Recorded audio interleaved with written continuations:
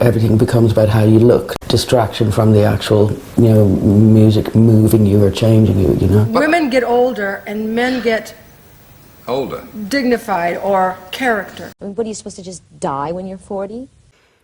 In the high-octane world of pop music, fame is short-lived. On average, a pop star's career burns bright for just 5 years. Madonna, at just 34 years old, was already called a veteran, and the media lambasted her with headlines such as "Grandma, calm down." Pop is built on escapism. It repels illness, imperfections, and as a result, age. It gravitates towards youth, and as a result, older pop stars are eclipsed by fresh faces. The industry's relentless focus on youth ensures that yesterday's chart toppers are swiftly co-signed into the shadows, their stardom relegated to a less glamorous rung in the celebrity hierarchy. As the next generation ascends, former icons find themselves exiled from pop. And yet, in this relentless cycle, one name continues to shine brightly: Kylie Minogue. Her enduring appeal as a pop icon isn't just about catchy tunes or dazzling performances. It's about her talent, resilience, and a unique connection with her audience. Kylie is the only female to have a UK #1 album in 5 consecutive decades. How did the late 90s become a very treacherous time for Kylie to exist in? And what does her unusual career say about the treatment of pop stars overall? By the mid-90s, Kylie's star had dimmed in the eyes of the mainstream music industry. Once the golden girl of pop, her commercial success was becoming inconsistent. As the 90s progressed, Kylie found herself dismissed as uncool, yesterday's news. The emergence of grunge, Britpop and R&B redefined the musical landscape, and critics were quick to label Kylie as a relic of the 80s, a decade whose importance had waned. In this environment, Kylie was seen as an artifact, a pop star out of time, her bubblegum image clashing with the edgier tones of 90s music. The reaction to this was the resulting project, Impossible Princess, an experimental album that took influence from techno and Britpop, deconstructing Kylie in a much more personal, darker angle. Meeting and say, right, we're going to completely change you this time, what will we do? However, NME called her a fraud for the style change. And even worse, Virgin Radio UK, a major player in the British music scene, boldly declared in an ad campaign that they had made Kylie's songs sound better because they don't play them. This wasn't just a jab at Kylie, it was an outright attempt to erase her relevance. The album at the time was poorly reviewed and mocked in the media, yet in later retrospective reviews it was heavily praised. So what was the original problem with the record? I believe the media's harsh statements weren't merely a reflection of musical taste, they were a declaration that Kylie's time had passed, a sentiment reinforced by an industry obsessed with discarding its older icons in favour of the next youthful sensation. Now you might say Virgin Radio felt compelled to mock her openly because they just didn't like her music. Well, if you stick around later in this video, I'm going to take a deep dive analysis into just how ageist radio has always been.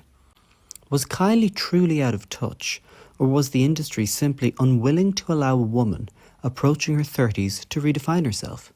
The perception of being uncool wasn't just a label, it was a way to disempower her, to strip her of her credibility. To add fuel to the fire, the late 90s saw a shift in music trends, the revival of pop music, but now under the guise of bubblegum teen pop, with artists like Britney Spears and NSYNC dominating the charts. This new wave of pop was so youth-orientated, glossy, commercially packaged, everything that Kylie had been in the 1980s. But now at nearly 30, Kylie was viewed as an artifact from her bygone era, overshadowed by a new generation of stars who represented the industry's preferred youthful look. Impossible Princess was a creative risk that was savagely mocked. She was no longer the ingenue, she was defined as the elder stateswoman, a role that for a pop star is often synonymous with being irrelevant. The industry's obsession with youth pushed her to the margins. Women get older and men get older, dignified or character. There's always been a ticking time bomb placed around the necks of pop stars, and this imminent destruction had little to do with the quality of music and more to do with the passage of time. Pop is prejudice. Pop is ageist.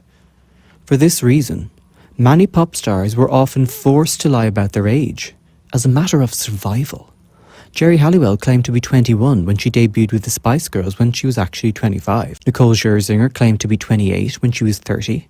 And Anastasia pretended to be in her early 30s before admitting she was actually 40. Why the age was always so different in the papers is because I could never remember what it was. They're like, and how old are you, Anastasia? And I was like, 27. 1975, yeah.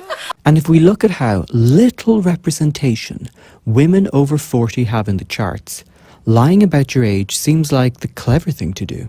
Cher was the oldest woman ever to hit #1 on the Billboard Hot 100 at age 52 with Believe in 1998.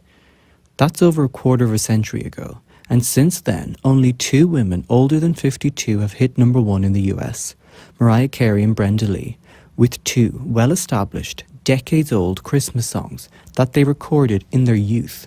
So although technically they were above 50 when they achieved the chart topper, the songs originated when they were under 25.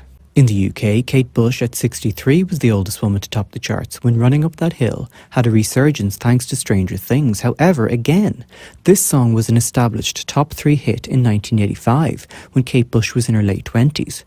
A woman over 50 hitting big with a new original song that was not recorded in her youth honestly rarely stands a chance.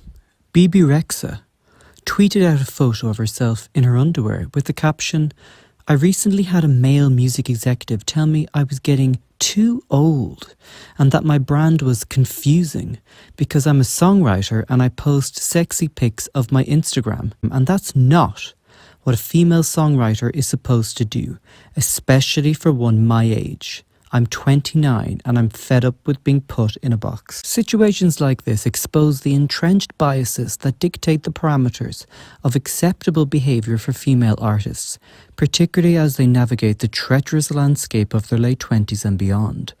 Pop is fantasy and therefore age intolerant. Is it any wonder that Sia spent much of her career hidden by massive wigs, swapping the gaze of celebrity for anonymity? In her 2013 anti-fame manifesto for Billboard, Sia articulates her resistance to the commodification that accompanies fame, shielding herself from an industry obsessed with tearing women down. My recommendation is, think of your favourite singer of your adolescence and research what newer music they put out. And you may be surprised of how pop acts continue to contribute great songs, in spite of receiving little exposure. And if you like this video, subscribe for more. Thanks for watching.